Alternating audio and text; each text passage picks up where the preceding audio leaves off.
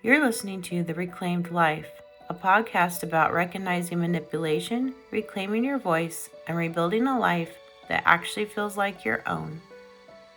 I'm Rachel Paxton, an author, ordained chaplain, and certified mental health coach. And each week I'll explore the patterns, dynamics, and turning points that help people rediscover who they truly are. It didn't always feel wrong, and I think that's what makes it so hard to recognize. Because when something is obviously unhealthy, when it's loud or harsh or clearly not okay, it's easier to see. But what about the kind of love that feels good at first? The kind that feels like care, like protection, like someone just really, really cares about you. And yet over time, something starts to feel off. In today's episode, we're going to talk about the subtle ways that control can disguise itself as love and why it can take so long to recognize it. Control rarely shows up as control in the beginning. It shows up as concern. I just want what's best for you. I worry about you.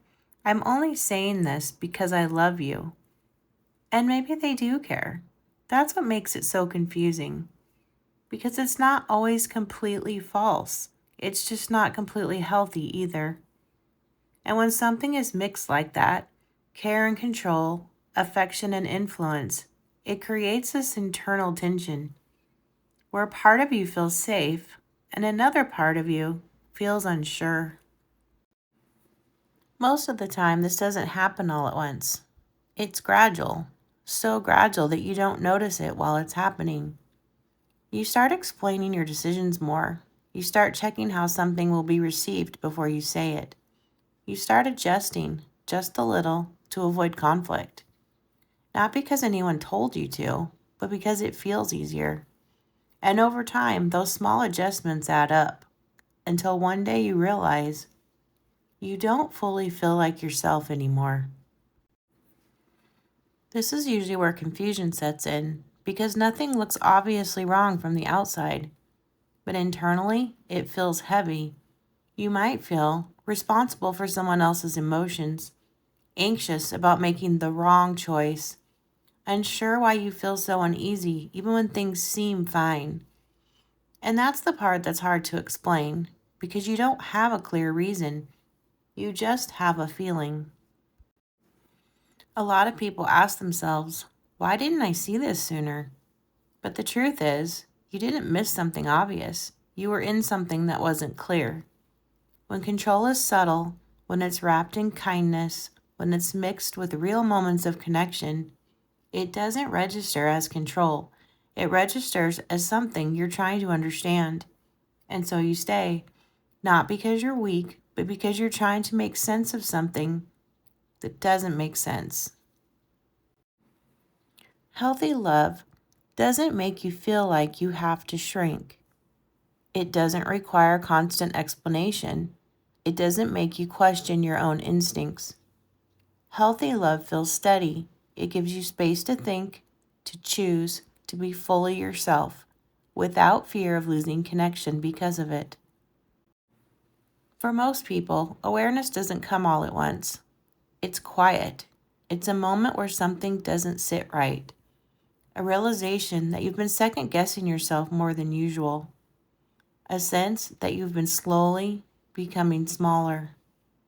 And you might not have the words for it yet, but you feel it.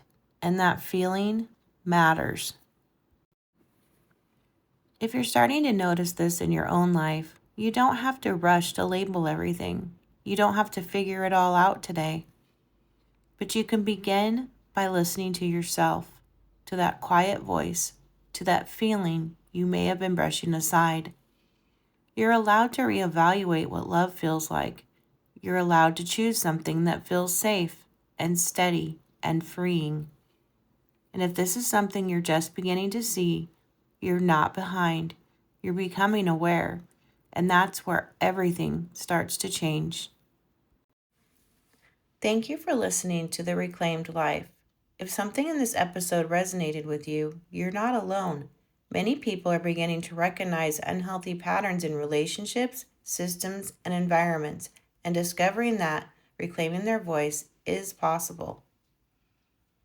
In future episodes, I'll explore topics like recognizing manipulation, understanding narcissistic dynamics, rebuilding self-trust, and learning how to create a life that actually feels like your own.